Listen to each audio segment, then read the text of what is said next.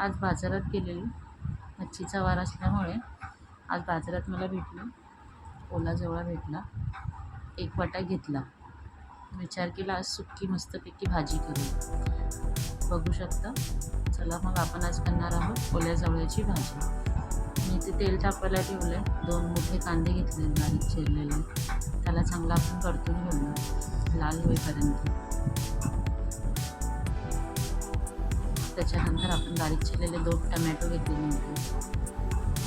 Tomato आणि कांद्याची जी भाजी आहे त्याच्यात आपण घरचे मसाले घालून मस्तपैकी तिखट अशी भाजी करूया. बघू शकता. इथे मी टमॅटो नरम झाले की त्याच्यामध्ये थोडा कढीपत्ता घातला, तिखट मसाला घातला तुम्हाला पाहिजे तेव्हा, किंवा तुम्ही हिरव्या मिरच्यासुद्धा करू शकता. थोडासा गरम मसाला आणि हळद घातली अर्धा चमचा. ते पण चांगलं परतून घेऊया. कांदा टमॅटो आपण चांगला शिजवून घ्यायचा आहे. लो मीडियम गॅसवर तुम्हाला कांदा टमॅटो चांगला शिजवून घ्यायचा आहे. ते 3-4 कोकमचे तुकडे मी घातले त्याच्यात, कारण की मच्छी आणि कोकम हे हवं मच्छीमध्ये कोकम.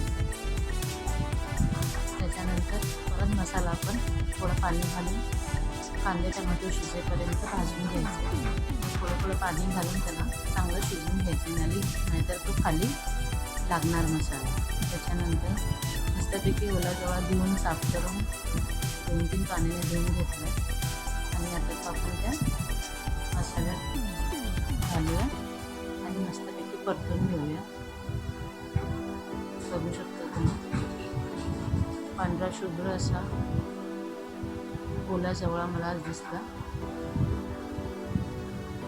आणि आमच्याकडे घरी सगळ्यांना आवडतं भाकरी बरोबर किंवा चपाती बरोबर. एकत्र सगळं एकजीव करून घेऊया आपण व्यवस्थित.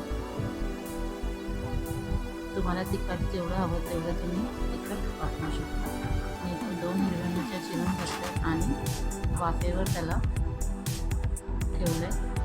5-6 मिनटं वाफेवर बारीक गॅसवर ठेवून आपला ओला जवळाची भाजी तयार आहे. आपली मस्तपैकी बारीक चिरलेली कोथिंबीर घालून बघू शकता.